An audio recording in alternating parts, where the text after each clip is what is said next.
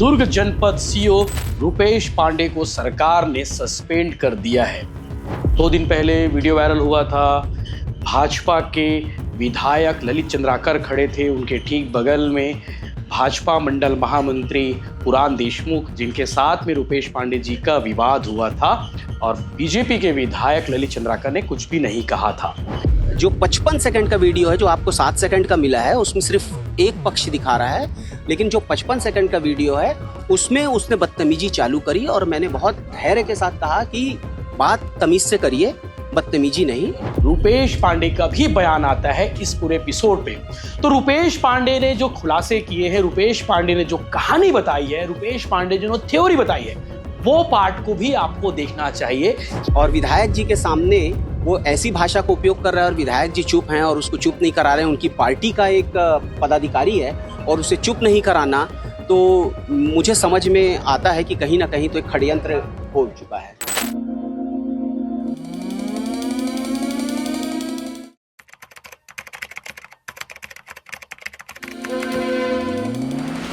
नमस्कार, जय जोहार, जय छत्तीसगढ़। मैं यशवंत साहू और आप देखना शुरू कर चुके हैं भिलाई टाइम्स। और दुर्ग जनपद सीओ रुपेश पांडे को सरकार ने सस्पेंड कर दिया है। याद होगा ये सीओ साहब? 2 दिन पहले वीडियो वायरल हुआ था। भाजपा के विधायक ललित चंद्राकर खड़े थे, उनके ठीक बगल में भाजपा मंडल महामंत्री पुराण देशमुख, जिनके साथ में रुपेश पांडे जी का विवाद हुआ था और बीजेपी के विधायक ललित चंद्राकर ने कुछ भी नहीं कहा था। 55 सेकंड का वो वीडियो इतना तेजी से वायरल हो रहा है, जिसमें यह बताया जा रहा है कि जनपद सीओ रुपेश पांडे के तेवर काफी आक्रामक है और जनपद सीओ रुपेश पांडे ने बीजेपी विधायक के सामने बीजेपी की सरकार के सत्ता कार्यकाल में बीजेपी के कार्यकर्ता, बीजेपी के नेता के साथ में दुर्व्यवहार किया और इसीलिए कल मुख्यमंत्री विष्णुदेव साय ने एक संदेश दिया था कि इस मामले में कार्रवाई की जाएगी।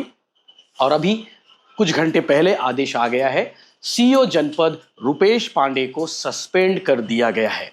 इस एपिसोड में आपने 55 सेकंड का वो वीडियो देखा और साथ ही साथ पुराण देशमुख का वो इंटरव्यू भी देख लिया, जिसमें उसने पूरी कहानी बताई है कि आखिर वो क्यों इतने भड़के हुए थे सीओ साहब के सामने, सीओ के सामने। या फिर आपने अब तक उस पार्ट को देखा है कि आखिर वो घटनाक्रम क्या था।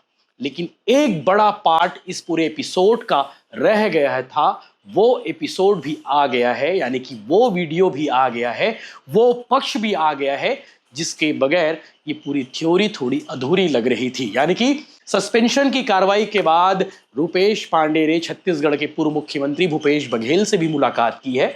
दरअसल आज भूपेश बघेल का दुर्ग दौरा था और रुपेश पांडे पहले पाटन के जनपद सीओ भी रहे थे, तो कट सी मीटिंग उन्होंने ऐसी आज मुलाकात कर ली और उसके कुछ घंटे बाद सस्पेंशन की कार्रवाई होती है। और सस्पेंशन की कार्रवाई होने के बाद रुपेश पांडे का भी बयान आता है इस पूरे एपिसोड पे। तो रुपेश पांडे ने जो खुलासे किए हैं, रुपेश पांडे ने जो कहानी बताई है, रुपेश पांडे जो थ्योरी बताई है, वो पार्ट को भी आपको देखना चाहिए कि आखिर एक पक्ष तो ये है, लेकिन दूसरा पक्ष क्या है, ये ज्यादा इंपॉर्टेंट है।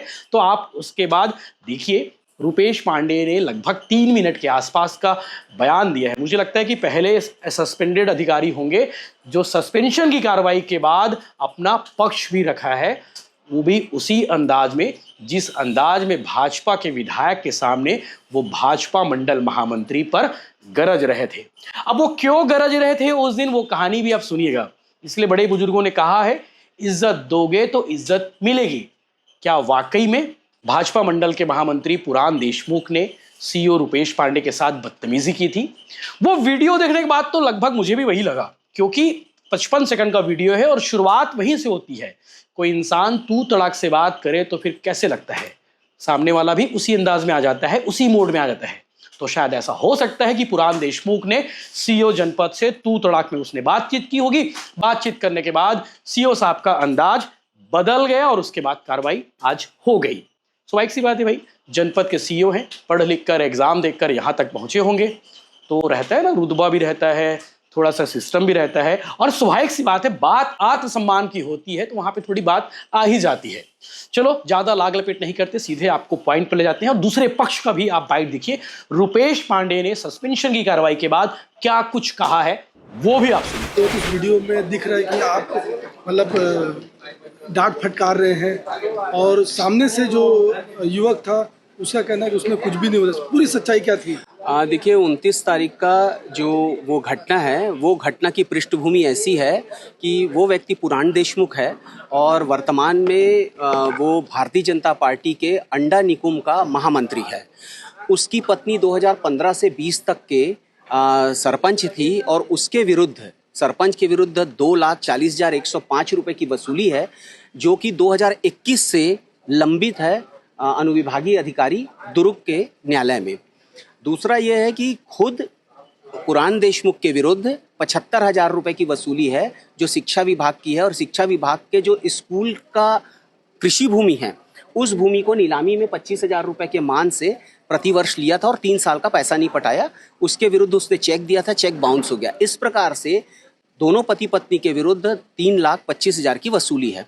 इस वसूली को अपास्त करने के लिए वो बहुत दिनों से मेरे से प्रयास कर रहा था, तो मैंने जब तक वह वसूली होगी नहीं तो अपास्त किया नहीं जा सकता। लेकिन विवाद का कारण उसने एक सामुदायिक भवन को बताया। सामुदायिक भवन में किसी प्रकार का स्टे नहीं था। 27/1/2025 को नायब तहसीलदार के न्यायालय से वो स्टे हट गया था और स्टे हटने के बाद सामुदायिक भवन शासकीय भूमि में जो मिल रहा था, वर्तमान सरपंच जो हैं नंद साहू, उन्होंने उसे पूर्ण कराया। पूर्ण कराने के बाद हमने उसका राशि जारी कर दिया। वो इसी से व्यथित होके, और जो 55 सेकंड का वीडियो है जो आपको 7 सेकंड का मिला है उसमें सिर्फ एक पक्ष दिखा रहा है, लेकिन जो 55 सेकंड का वीडियो है उसमें उसने बदतमीजी चालू करी और मैंने बहुत धैर्य के साथ कहा कि बात तमीज से करिए, बदतमीजी नहीं, और क्रिया की प्रतिक्रिया हो गई। इससे ज्यादा कुछ नहीं है, मैंने कोई अशिष्टता नहीं की है। सर, आपको टारगेट किया जा रहा है क्या?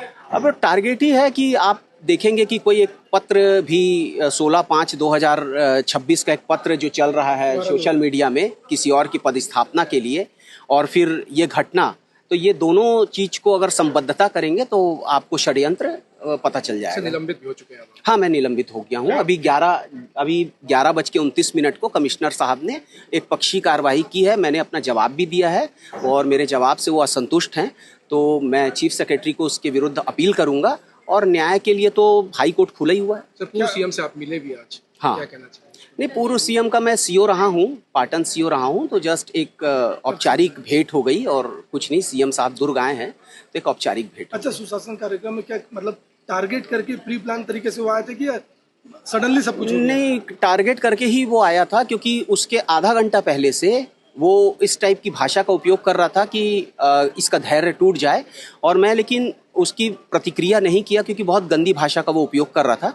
और विधायक जी के सामने वो ऐसी भाषा का उपयोग कर रहा है और विधायक जी चुप हैं और उसको चुप नहीं करा रहे हैं। उनकी पार्टी का एक पदाधिकारी है और उसे चुप नहीं कराना, तो मुझे समझ में आता है कि कहीं ना कहीं तो एक षड्यंत्र हो चुका है। सर, किसी अधिकारी का आपके पास अभी कॉल आया है? नहीं, कोई अधिकारी का कॉल नहीं आया है। और कोई अधिकारी क्या होता है कि ऐसे इतने साहसी अधिकारी नहीं है कि निलंबन के बाद किसी अधिकारी को कॉल कर दे जो निलंबित हो जाए। इतने साहसी अधिकारी नहीं है, आप इसको बिल्कुल दिखा भी सकते हैं। ठीक है, चलिए।